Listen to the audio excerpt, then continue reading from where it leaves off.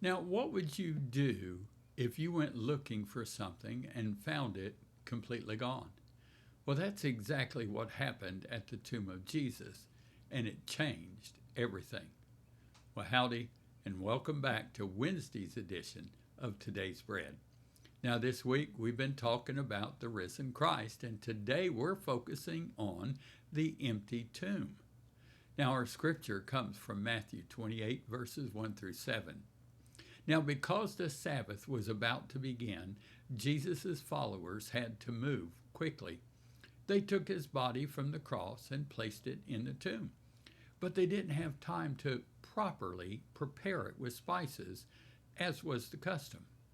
So, after the Sabbath, Mary Magdalene and the other Mary came back to finish what they had started. But when they arrived, everything was different. The stone had been rolled away, and sitting on that stone was an angel whose appearance was like lightning. Before the women even got there, the guards who had been posted at the tomb were so overwhelmed with fear that they shook and fell like dead men. Then the angel spoke.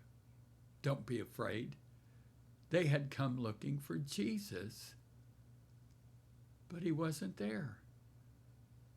He has risen, just as he had said. And then the invitation, come and see the place where the Lord lay.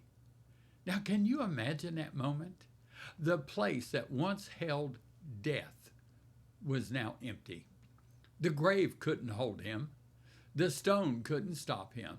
And death couldn't defeat him. But the message didn't stop with come and see. The angels gave them a second instruction, and he gives it to us. Go and tell.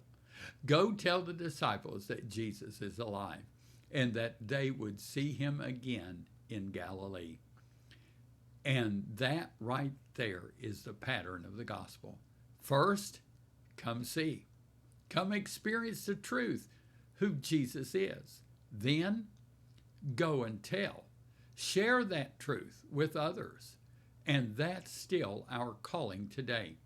We don't just receive the good news, we carry it. Now, thank you for joining me today. I pray that this encouraged your heart. Wednesday's prayer focus for America is this: stronger neighborhoods, safer streets, and communities built on trust and cooperation. Now remember, Jesus is coming back soon. So here's Wednesday's blessing. I bless you to trust the Lord with all your heart as you seek his will in all you do. He will direct your paths. Now take this word with you and let the bread of life sustain you today.